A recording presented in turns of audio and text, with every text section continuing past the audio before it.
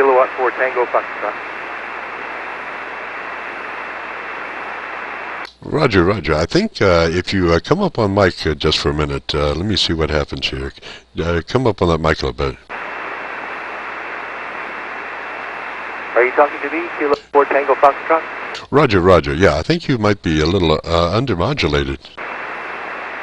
Oh, okay. Well, that's very possible. I haven't really adjusted the modulation on this Yaesu, or this ICOM 7200 since I've owned it. I've had it just for a short while.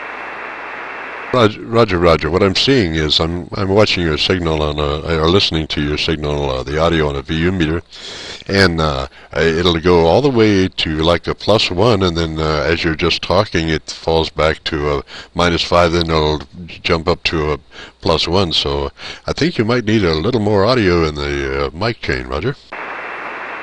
Roger, Roger. All right, I'll give it a try and see what I can adjust. Thank you for that tip. I appreciate that. Oh, Roger, Roger. I can hang out if it's not, you know, if you could do it now, I could give you a little observation on it.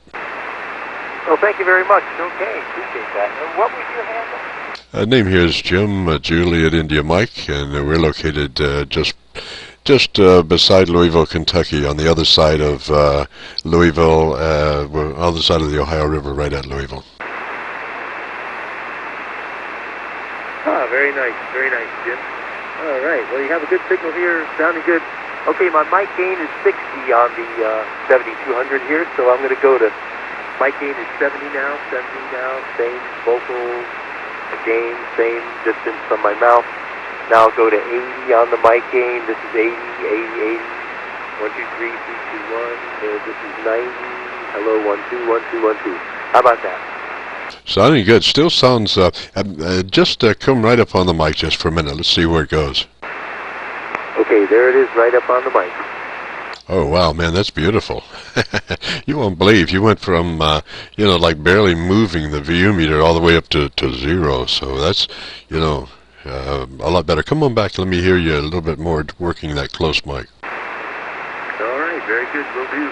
Well, thanks for that tip. Yeah, and didn't realize the audio was that low. Appreciate that very much. Yeah, I'm right up on the mic now. I guess as a mobile rig, you want to have the mic right to your mouth, so maybe that's what I should do from now on. Yeah, Roger. I think the closer you get it, the better it is. You were probably running about maybe 5 or 10% modulation in the beginning. Okay. Well, thank you very much for that. Appreciate that. You're sounding excellent here. You have that rig you're on, and the mic you're using sounds like the broadcast quality over here. Thank you, sir. That's what we're looking for. I have caught a couple of places on YouTube where they say Voodoo Audio, and frankly, to me, it just sounds like, bleh. I mean, it's just compressed, and I don't know. Just, you know, what I'm looking for is kind of a natural, fairly, you know, broadbanded audio, but not super compressed, Roger. Roger. Well, let me play you back to yourself. I just recorded you. This is K4TF recording KC9VKV. That is your call, right? KC9VKV, Victor, Charlie, Victor? Victor, Kilo, Victor. Ah, Victor, Kilo, Victor. Okay. Okay, here you go. You know, broadbanded audio, but not super compressed. Oh, Roger, Roger. Thank you so much. Sure, you're welcome. So you see, you sound pretty good here.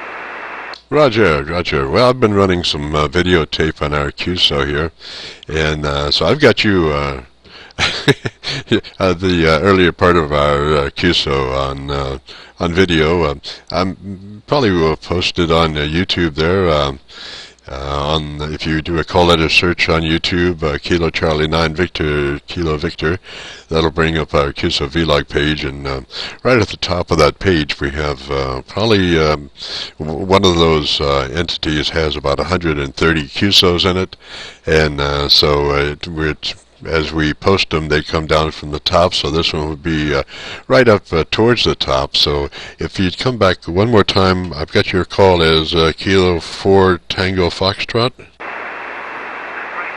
Yes, Kilo 4 Tango Foxtrot here in Holly Springs, North Carolina. Oh, North Carolina. And what was the town? It's called Holly Springs. It's about 30 minutes south of Raleigh. Roger, Roger. I've in commercial radio for 50 years, and I did work the Fayetteville Fort Bragg market, 2 stations, WFLB in Fayetteville, and at the time WFBS at Fort Knox. I'm sorry, at Fort Bragg. Oh, okay, excellent. Were you a DJ or working as an engineer? Production director for those 2 stations, and weekend air shifts, Roger. Ah, Roger. Excellent. Wow, that's great. I bet that was interesting. Well, I've been doing satellite communications on the marine world now for 27 years. So that's what I've been doing. I bet that was interesting. Production director at the radio station. Roger. And I think you might have got off mic a little bit there. I could see it peaking up. You know, it's what it is your average percentage of modulation. If you're not right up on that mic, the average percentage of modulation is quite low. So when you come up on it, boy, your average really comes up, Roger. Roger, thank you for the reminder. I'll have to remember to do that on this rig. Thank you. I was just saying that your production director job at the radio station must have been very interesting.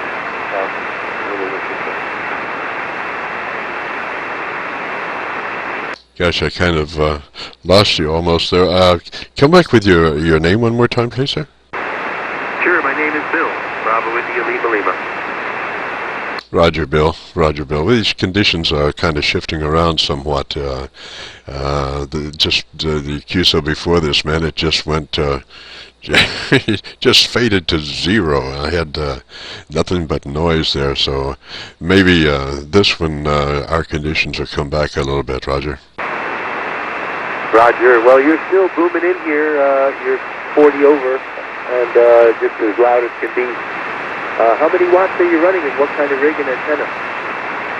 Roger, Roger. The station is a homebrew condenser microphone into ART preamp, into a 3rd octave equalizer, then up to the tabletop, and I have a 6-position rotary switch to select the radio, and then a toggle on, toggle off talk button. Then it goes to an older Yaesu 990.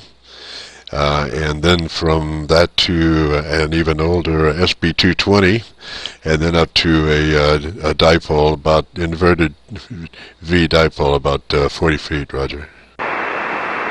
Roger, very interesting. Well, you did a great job on that mic. But of course, working at the radio stations, I guess you probably picked up some professional tips on that, as well as being a ham and reading all about it. Excellent. Well, you're sounding great here. I'm running 95 watts between inverted V up about 78 feet in the tree, and just the Icon 7200. And I have 5 other rigs. This is the one I chose to use this morning.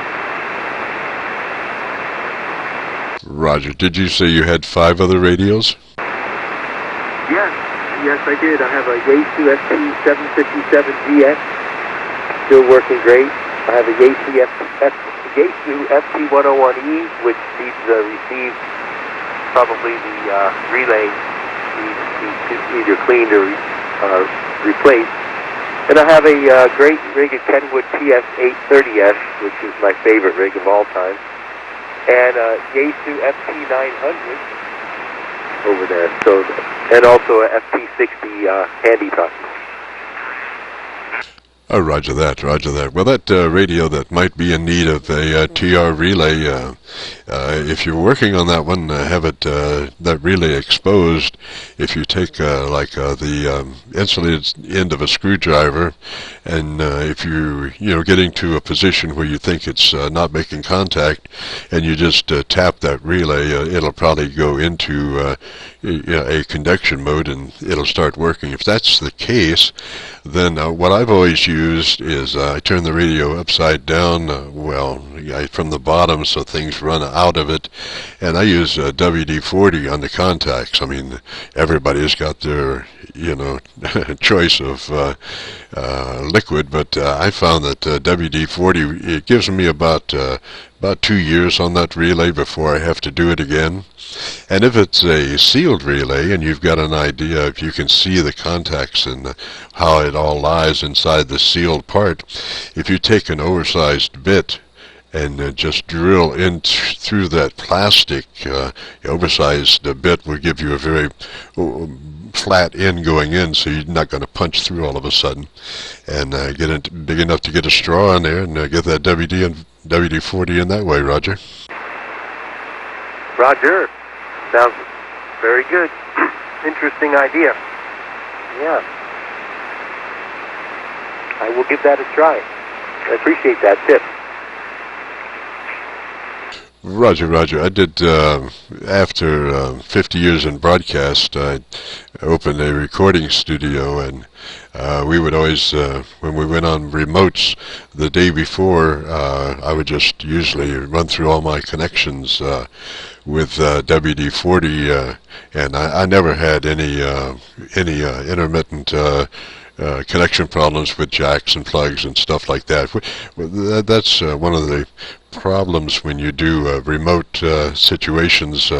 It's not like you do that every day, so the equipment is there, but has a tendency to need a little TLC the day before you actually go on a remote. So I would always just use WD-40 all the connections and never had a problem. Roger. Roger. Yeah, those XLR cables and all the different cables that you probably had to use. Sure. Yeah, I've used WD-40 for many uses. It's amazing how many uses you can use out of that. But yeah, it's contact cleaner. Okay. Excellent. Well, thank you for that tip, Jim.